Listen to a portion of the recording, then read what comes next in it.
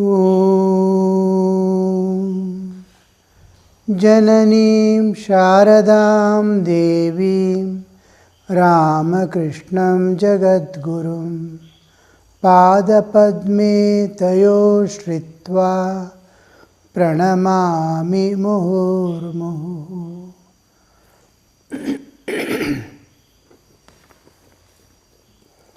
We are seeing the significance of 9 nights with respect to Jiva.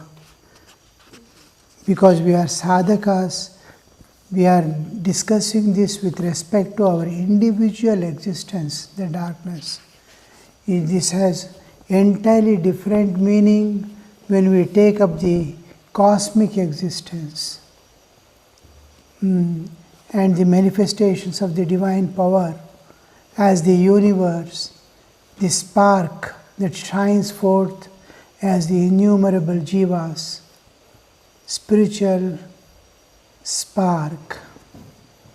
So those I am omitting because they are not concerned with our spiritual awakening or spiritual attainments.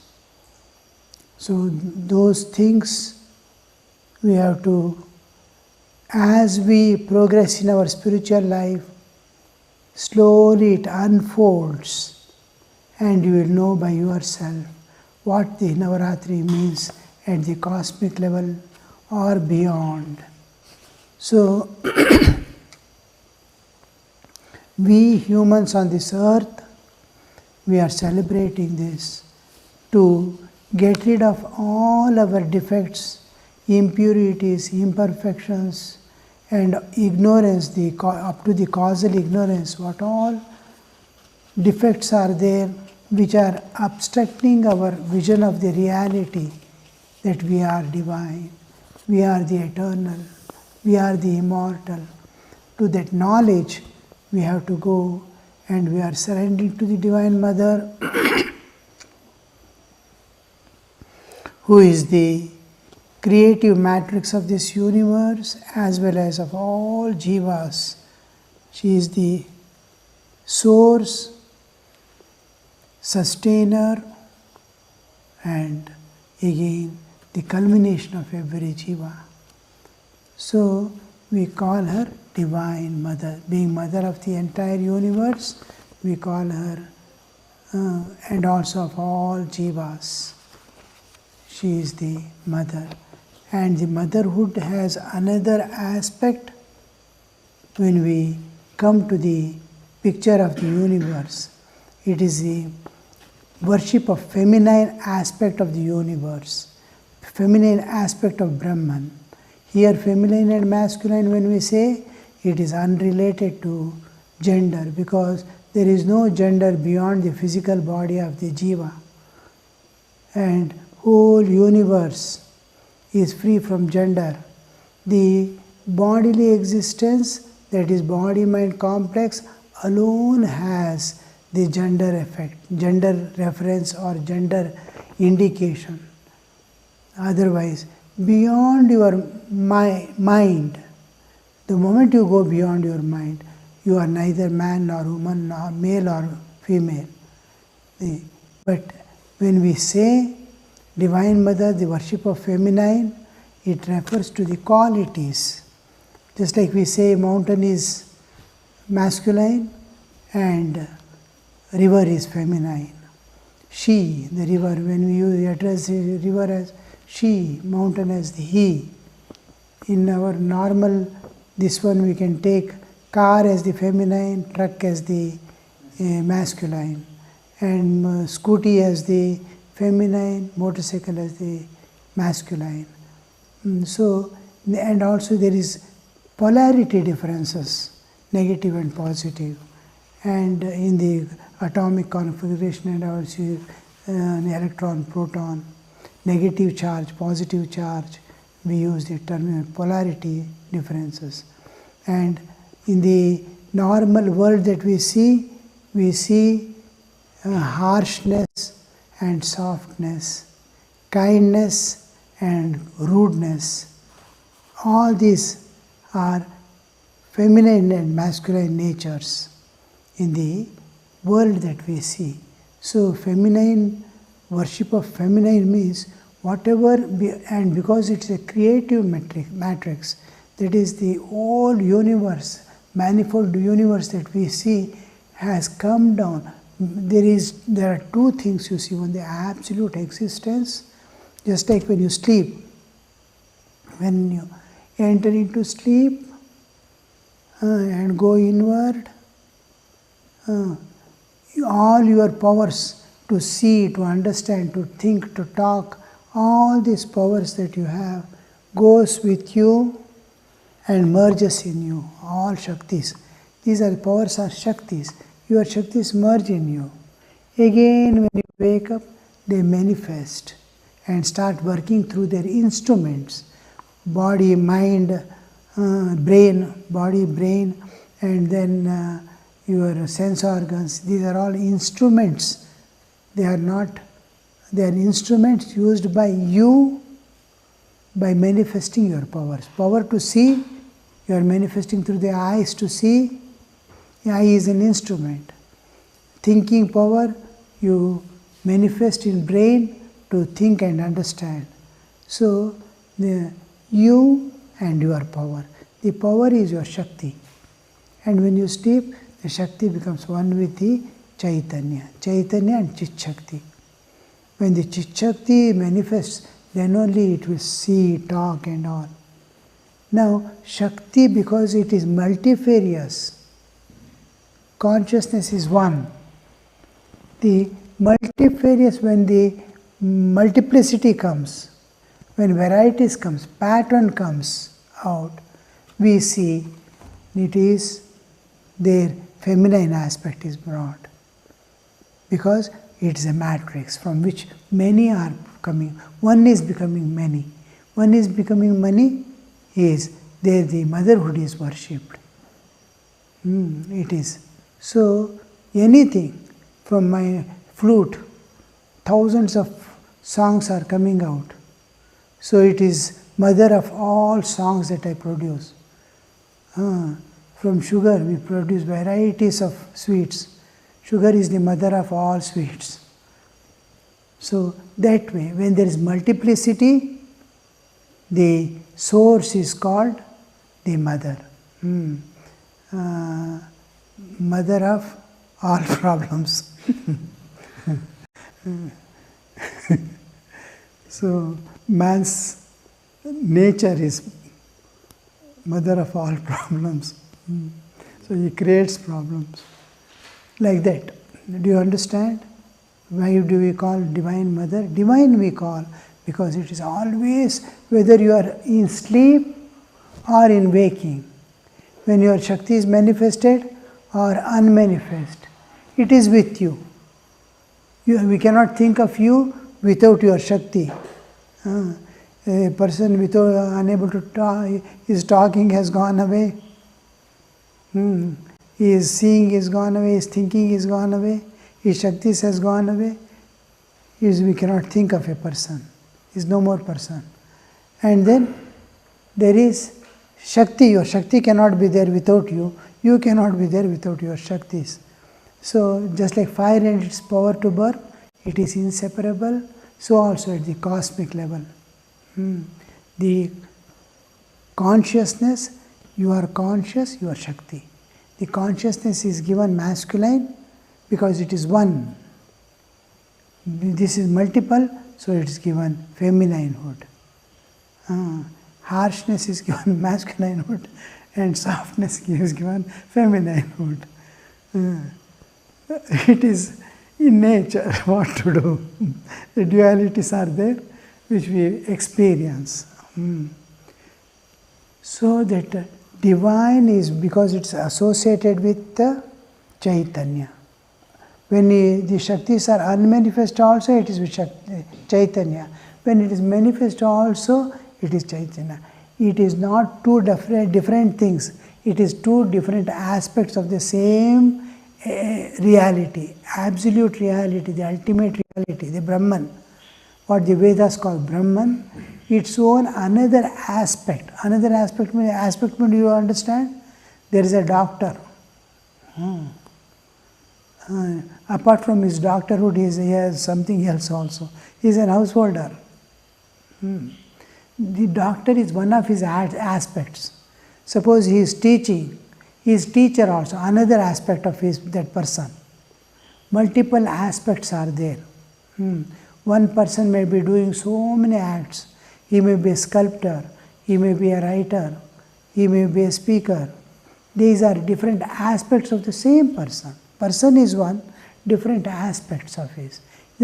When doctor came, when you say, the same person will come. When you say the teacher has come, the same person is coming. Because when we say Divine Mother, the same Chaitanya and same Shakti is coming. When we say Chaitanya, same Ishvara, the same Shakti and same power are coming. We are giving importance to one. Fire and its power to burn. When we say fire is cooking, we are giving importance to the power, the cooking power. When we say the fire is insufficient, has no heat today, or if the fire is there, it is giving light or something, it is there, fire is there, I am not using. The fire is there. The fire, I am not thinking of power, I am thinking of its existence alone. Then we call it Brahman. When we think of Chaitanya, give importance to Chaitanya, we call Father, and when we give the importance to the Shakti aspect, we call Mother. When you are talking, you are Mother, when you are sleeping, you are Father. Like that. Same person, different aspects. To what we are giving importance. So, why Divine Mother we use is this. I don't know, I'll be able to complete today the two aspects. Today was Kanya Puja. 3 important aspects of Durga Puja, factors that govern. And one is the Ayudha Puja, one is Kanya Puja, one is the God as Mother. God as Mother, worship of in Durga Puja, 3 important factors. See, man has got the main purpose of human existence is to transcend the nature and reach perfection. We have to realize God. To be more specific and clear, each one has to realize God. The ultimate Nirvikalpa Samadhi or whatever you call, you are free from the nature entirely at all times, eternally. Freedom from nature. You are liberated from bonds of nature. You enter into eternal life. Now, this is the main purpose of Jiva, and this is the main purpose for which we are worshipping Divine Mother, because she is the source and culmination of our existence. So we are worshipping. She brought us. It is she who projected every soul into this universe as the spiritual spark that is flowing out from the Chaitanya. One making many. So she has to take us back, the power. That power in the individual rests as the Kundalini, but we will not discuss about it. We are concerned only with Divine Mother now. So here what happens is, apart from this realization of God, there is another aspect of every individual. He is a social being. He is a spiritual being, he has to realize, but he is also a social being. He has to be in the society. Society is interdependent. He is living at the cost of others in the society. So society is, when we say society, he is a social being, he has the responsibility to discharge. Each has to contribute what the Divine Mother expects. Whatever you have, whatever you get, whatever you are, you have to give and go. So a realized soul has to give realization to others, light the lamp of the realization of God and go. This is what we see sainthood in the universe. So many saints come, they attain, give and go. So in this process of universe, at least our earthly existence, the social conditions, the humanity has to remain at its pinnacle of glory and perfection. When do we call the humanity's its highest state of perfection? Is when the whole social condition is the high value, the supreme values and ideals are brought into the day-to-day life. And this all are happy and comfortable. They are within their limits. And there is no injustice, there is no exploitation, there is no corruption. All this perfected state of it is possible when the something highest ideals are placed in the society. So the Durga Puja, what is contributing is 3. What are they? They are worshipping God as mother. Second is worshipping Kanya Puja or Kumari Puja, worship of the Virgin. Third is Ayudha Puja. Ayudha Puja. What all? Ayudha is actually Divine Mother's Ayudhas. Ayudha Puja. It is exclusively when the weapons are used exclusively for claiming justice. In the weapons must always be claiming justice. There cannot be injustice. I am going to kill someone, I am going to murder someone for my selfish ends. No. Instruments cannot be used for that. So when it claims justice and it is for protection, not for destroying evil, but for protecting ourselves from evil. Protection from evil. When weapons are used, then they are then that is the idea behind the worship. It is a warning for the people who are holding the weapon. Always in scriptures, what do they say? Go Brahmana Hitaya Cha. Those who are going in the path of righteousness towards evolution are called Brahmanas. Brahmana not by caste. Go is all other, the entire nature is represented by Go, and Dharma is represented by Go. Always, righteousness is. So protection of these is the purpose of use it for good purpose, use it for good purpose. And all that is conducive to the welfare of humanity is also considered, is worshipped, because it is going to protect his spiritual being, his values and his what you call the elevation, the constant evolution. It evolutes, or what you call, it elevates him like an escalator. It's taking you. Dharma always takes you up. Adharma also always takes you down. So what all is making you comfortable, joyful, peaceful, loving, what unites people, all these are worshipped.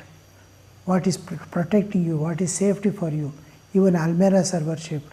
Machineries, tools, implements, all these things, all machineries are worshipped.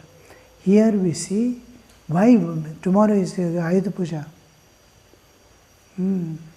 Why this worship weapons? Handle with care, handle with care. They are weapons. The most lovingly, if you use a vehicle, it will see that the vehicle, itself will see that you will not make accident. At the moment of accident, without your this one, with reflex, it will be taken, a vehicle will be taken away from the accident spot. Do you remember? Somewhere we went, vehicle, how we turned and went and stood somewhere. A boy came and hit. No, you are not there. Huh?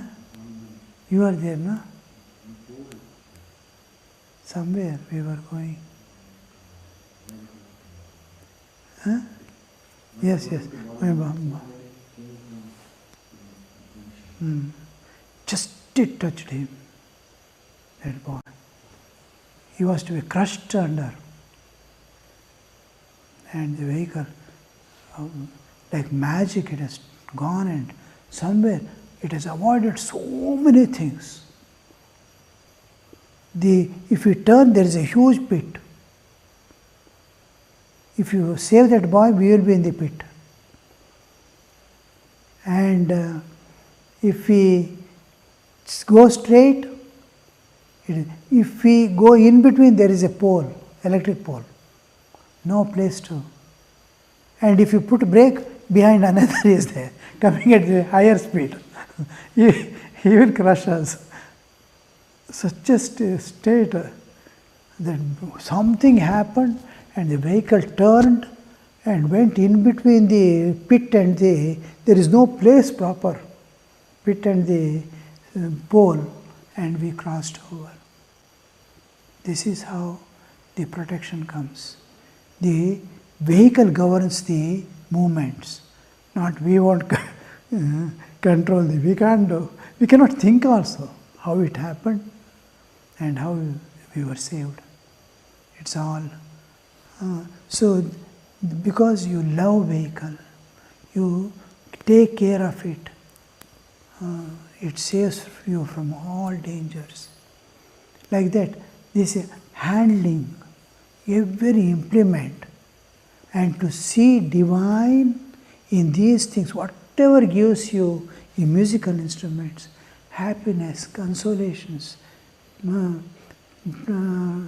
purity, divinity, what all it may helps you manifest, all those things are worshipped. From vehicles to small shaving blade also you can keep, and everything is worshipped. So this is what we see in Ayuda Puja. I will try to write, I could not write down. Tomorrow is Ayuda Puja. So these are the society is supposed to have reached its climax, the highest pinnacle, when the woman is worshipped as Divine Mother. Yatra naryastu pujante ramante tatra devataha is one of the things. Otherwise, if you don't worship a woman, she will become a object of advertisement. You see everywhere woman is presented as the object of advertisement, because it is the sign of using a woman as the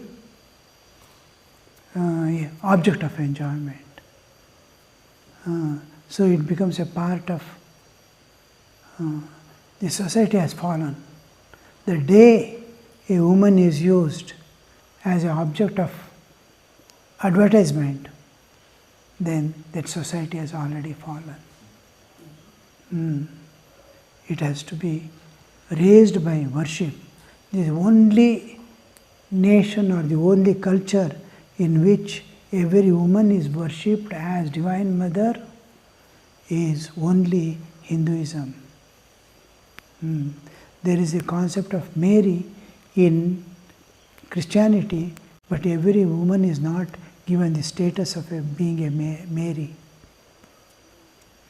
Here in this culture alone, every woman is worshipped as Divine Mother. So, this is the sign of that society has reached its highest pinnacle of glory, human glory.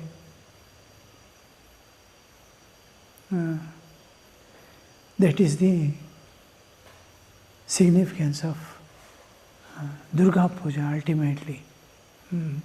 The whole thing is not individual appraising is there.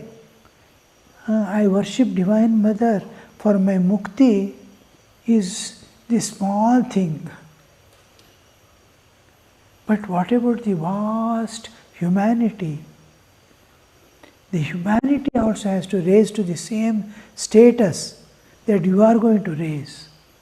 Here it is, and Brahman, the absolute existence, is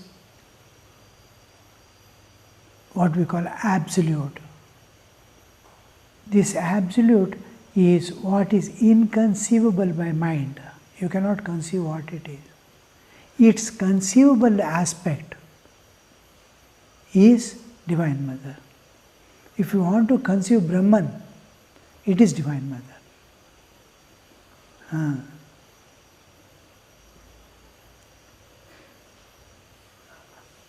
We use another term, illogical, and logical.